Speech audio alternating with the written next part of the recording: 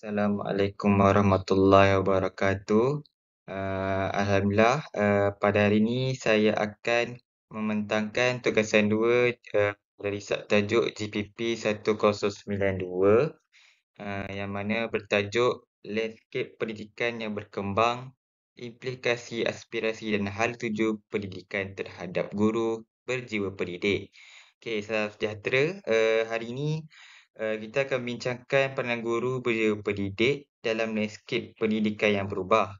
Kita akan meneliti bagaimana aspirasi dan hala tuju pendidikan yang berubah mempengaruhi guru dan apakah yang perlu dan yang dapat lakukan untuk memastikan bagi mereka terus bersemangat dan berkesan dalam kerjaan mereka.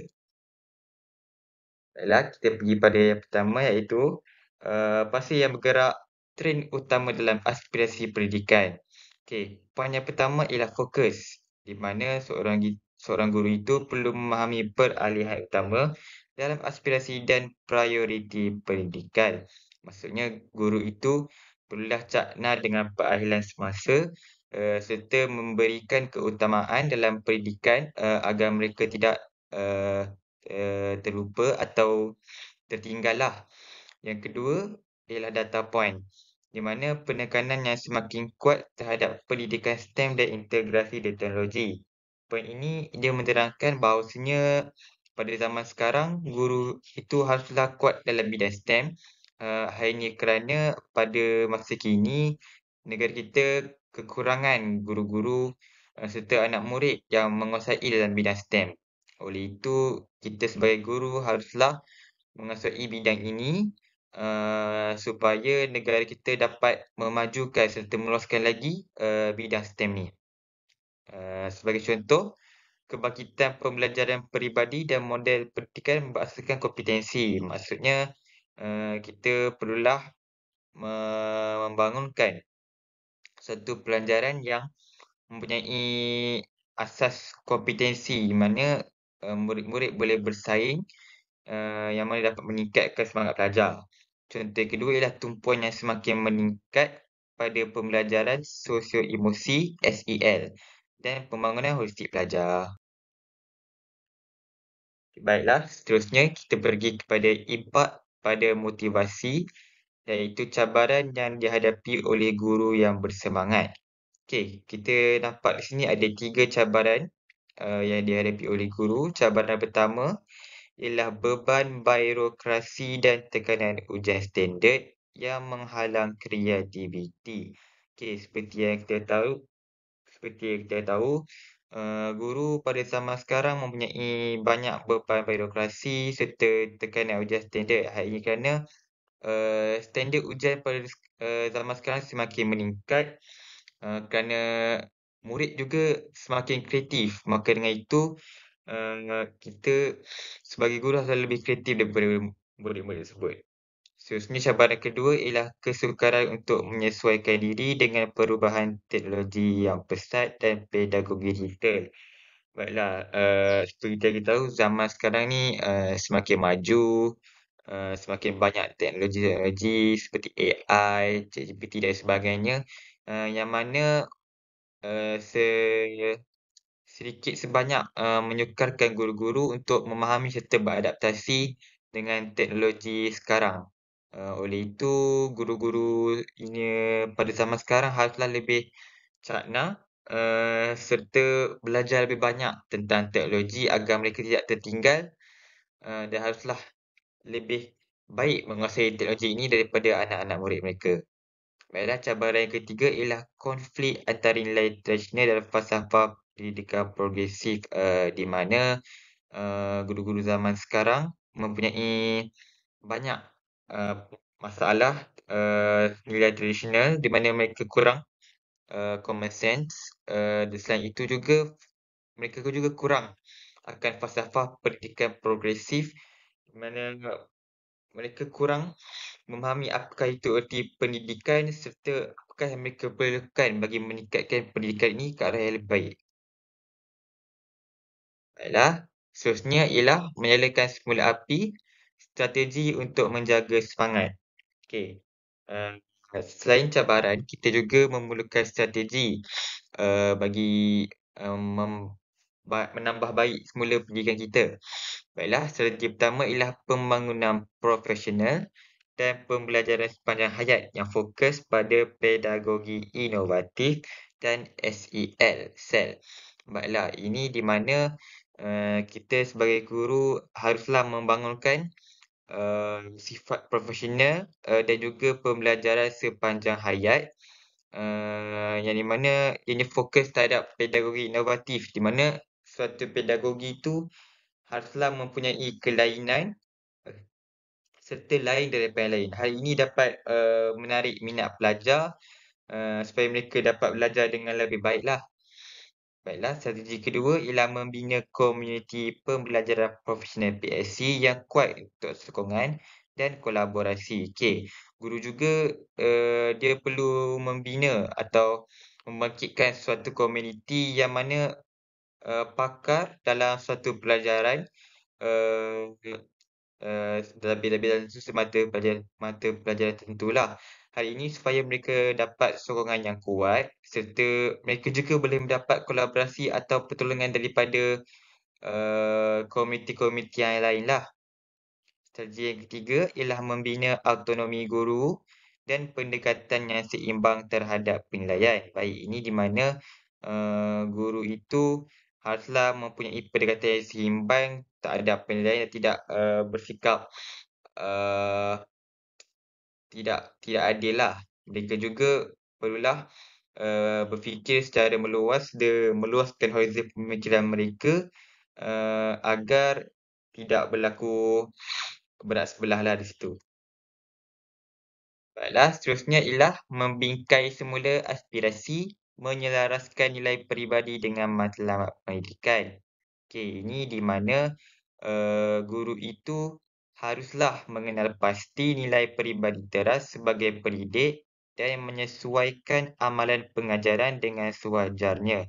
Baiklah, poin ini dia ingin menerangkan bahawasanya seorang guru itu haruslah dia perlulah mengenal pasti peribadi teras sebagai pendidik, di mana mereka harus mempelajari apakah teras pendidik yang sebenar, apakah yang diperlukan oleh seorang pendidik itu, seorang yang dihormati ke, seorang yang rajin ke.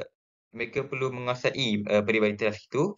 Selain itu mereka juga perlu menyesuaikan amalan pengajaran dengan sewajarnya, di mana guru itu mereka haruslah menyesuaikan apa yang mereka belajar kepada apa yang mereka ingin ajarkan kepada anak mereka. Mereka tidak boleh sewenang-wenangnya belajar secara tidak terlalu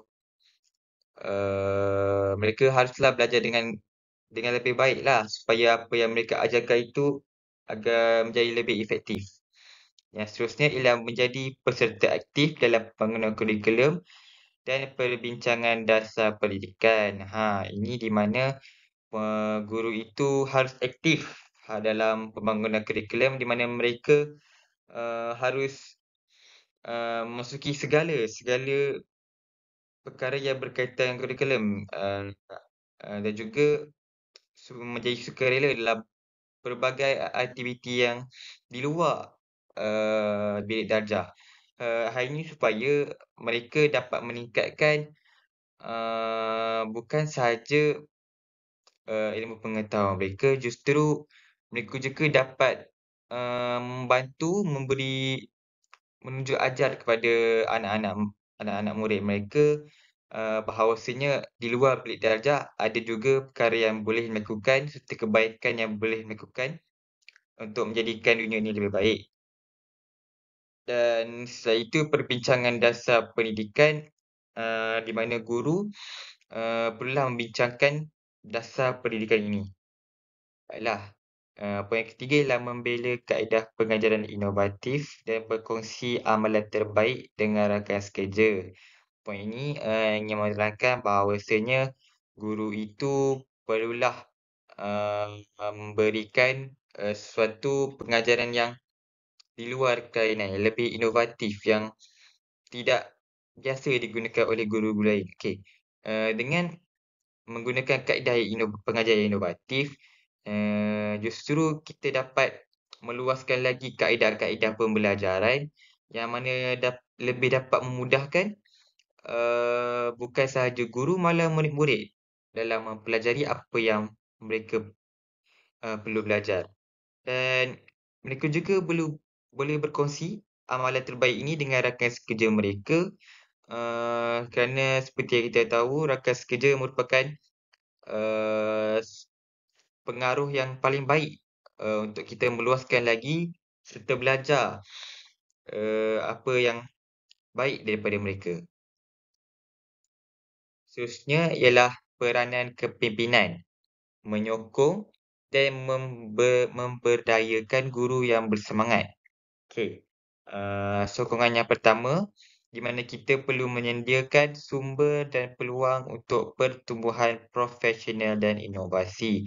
Sebagai seorang guru, kita haruslah menyediakan, sumber-sumber yang baik, dan juga peluang yang banyak kepada anak-anak murid mereka, anak-anak muridlah. Hal ini supaya mereka dapat mencipta inovasi, serta mencipta daya saing yang lebih baiklah, lebih hebat. Sokongan dua ialah di mana memupuk budaya kolaborasi dan pengambilan keputusan bersama. Baik, ini di mana guru itu perlu memupuk semangat kerjasama, di antara murid-murid agar mereka tidak, bersifat solo, di mana mereka membuat kerja secara sendiri. Seperti kita tahu, kerjasama itu merupakan antara satu yang penting dan perlu dititik beratkan kepada anak-anak murid sejak mereka kecil lagi. Selain itu juga, mereka juga perlu belajar untuk mengambil keputusan bersama. Mereka haruslah membuat keputusan secara bersama dan tidak, bertindak, secara lulu dan mengambil pendapat daripada orang-orang lainlah. Sokongan tiga ialah mengiktiraf, dan meraihkan pencapaian dan sumbangan guru. Ini di mana, sebagai guru-guru, kita haruslah, meraihkan segala pencapaian yang telah dilakukan, oleh guru-guru yang telah memberikan banyak-banyak sumbangan, kepada sekolah. Hal ini dapat meningkatkan semangat mereka serta memberikan mereka, lebih banyak, eee, semangat-semangat positif untuk memberikan yang lebih baik di masa hadapan. Selain itu, sekiranya kita mengiktiraf apa sumbangan guru tersebut, tidak mungkin pada masa hadapan, kita juga akan menjadi seperti mereka dan mereka juga akan menyokong apa yang kita akan buat serta kita juga akan menjadi lebih baik, seperti mereka di masa hadapan. Baiklah, yang seterusnya ialah masa depan pendidikan, seruan tindakan untuk guru yang bersemangat. Baiklah, visi. Di mana masa depan di mana guru yang bersemangat diberi kuasa untuk membentuk sistem pendidikan yang lebih berpusatkan pelajar, adil dan menarik. Baiklah, poin ini ingin mengatakan bahawa visi di mana pada masa hadapan, guru-guru yang akan datang akan diberi kuasa, untuk membentuk sistem pendidikan yang di mana lebih berpusatkan kepada pelajar dan juga bersifat lebih adil dan menariklah. Ini kerana seperti tahu semakin maju, semakin kita perlu kehadapan.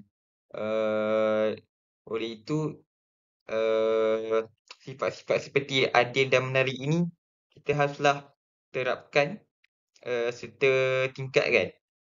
Yang kedua ialah seruan tindakan, di mana kita haruslah menggalakkan, guru untuk secara aktif menyertai dalam membentuk masa depan pendidikan dengan membela nilai mereka, memeluk inovasi dan menyokong rakan sekerja. Seperti yang saya terangkan tadilah, di mana guru itu, dia haruslah aktif menyertai apa-apa saja bentuk, pendidikan yang mana dapat memberikan sumbangan-sumbangan yang baik kepada pendidikan.